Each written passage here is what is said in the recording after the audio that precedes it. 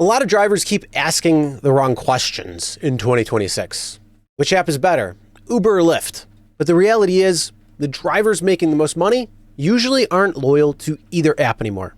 They're using strategy. Because depending on your market, your schedule, and your goals, and even your personality, Uber or Lyft could work better for you.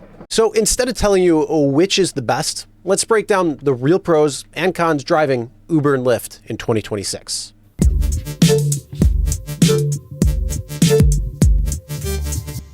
Hey everyone, my name is Chris and welcome to the Rideshare Guide. Now, before we begin, I want to hear from you throughout the video because this topic varies widely depending on the city you drive for. So some drivers swear Uber is better, others say Lyft quietly pays better, and honestly, both sides have some valid points. So let's compare the biggest differences between Uber and Lyft in 2026 from a driver strategy perspective. All right, so the first topic, let's talk about ride volume and demand. So let's talk about some of the Uber pros and then some of the Uber cons when it comes to ride volume and demand.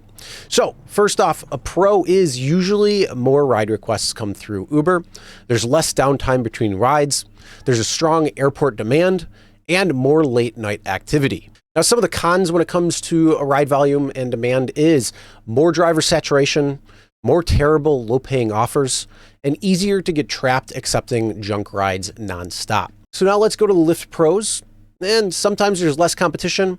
It can feel more relaxed in certain markets, and it's a better short trip consistency in certain cities. Some of Lyft's cons are lower demand overall, dead periods can really hurt bad, and airport queues can actually move slower. But I want to know what matters more to you, consistent ride volume or fewer rides with potentially better pay. So now let's talk about the pay per trip. So some of the Uber pros is there's bigger surge opportunities, there's more ride types available, and you can stack rides quickly during busy hours. Some of the cons are upfront fares feel heavily manipulated, many low dollar offers, and drivers complain about trip radar garbage. So let's talk about some of the Lyft pros, and that is some drivers report better pay per mile, streak bonuses can help, and certain markets feel less aggressive on pay cuts. Some of the cons are fewer ride requests can offset that higher pay, and bonus consistency varies wildly. So some drivers would rather grind nonstop, others would rather cherry pick fewer but better rides, and that's where strategy starts becoming more important than app loyalty. So which app is sending you more offers or insulting offers in your market right now? All right, so let's talk about the app experience. So some of the Uber pros is there's more features, it's better integration overall, and there's more trip filtering tools in certain markets. Although lately, in certain markets, they also have tightened up the filtering tools when it comes down to it. So that could be a con too. But when it comes to the cons, it feels overly algorithm driven. There's more cluttered interference, and it can feel like the app is constantly pushing drivers. So now let's talk about the Lyft pros. It's a simpler interface, it's a cleaner layout, and it's easier for casual drivers. So some of the cons are it feels less advanced, driver support tools can feel limited, and some drivers report app glitches and a lot of lag. But of course, I want to know, what app frustrates you more while driving? So let's talk about bonuses and incentives between Uber and Lyft. So some of the Uber pros is Quest bonuses can still be pretty solid. More frequent promotions are in busier markets. And of course, when it comes down to some of the bonuses, unfortunately, Quests are becoming few and far between. Some of the requirements often feel absolutely unrealistic, and some of the bonuses sometimes push drivers into bad trips. So let's talk about Lyft's pros, and that can be that the streak bonuses can still be useful. Lyft sometimes gets aggressive when they need drivers badly.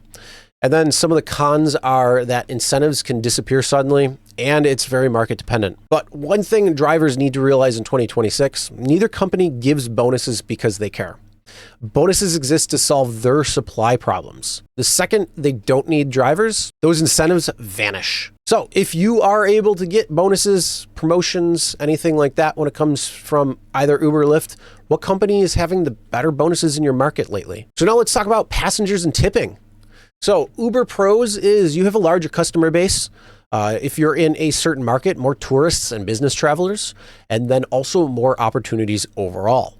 Some of the cons are more surge pricing complaints and, of course, more chaotic late night riders. And some of the Lyft pros are many drivers claim Lyft passengers are friendlier. Some say Lyft riders tip more consistently. But some of the cons are it's a smaller customer base and there's few premium ride opportunities. But be honest, do Lyft passengers actually tip better in your market, or is that just a driver myth? Now let's talk about driver support and safety. Some of Uber pros there are a few more safety tools within the app. It's a larger infrastructure and there's more built-in features. Some of the cons, though, are support can feel absolutely impossible to reach. And when it comes to AI and automation, feels like drivers are just reaching black hole support. So let's talk about Lyft's pros, and that is sometimes quicker support responses. It's a smaller ecosystem, so it can occasionally feel more personal. Not really, though, but a little bit. But some of Lyft's cons are it's still inconsistent support, and resolution quality varies heavily. Support usually feels fine until you actually need it. And that's where many drivers get frustrated with both platforms. But what do you have to say? What do you think, Uber or Lyft, when it comes to what company handles driver issues better when something actually goes wrong? And of course, let's talk about the strategy. So here's the reality in 2026. The best drivers are usually not choosing Uber or Lyft. They're using both strategically. Maybe Uber dominates airport runs. Maybe Lyft pays better during streak hours. Maybe one app is better during the morning rush, while the other dominates weekends. The smartest drivers are adapting constantly instead of staying loyal to one platform. Because rideshare in 2026 is less about which app is better and more about how do I maximize my market. So now I want to hear from you. If you had to delete one app today, which one are you keeping? Uber or Lyft? More importantly, why? Drop your city, your strategy down in the comments, because I guarantee drivers in different markets are seeing completely different results right now. And if you want more videos maximizing your earnings, avoiding bad trips, and driving smarter in 26, make sure to subscribe. Check out other videos here on the channel. And if you want to see one of Uber's newest features that I think is absolutely completely useless, check out this video right here. Let me know what you think. We'll see you in the next one.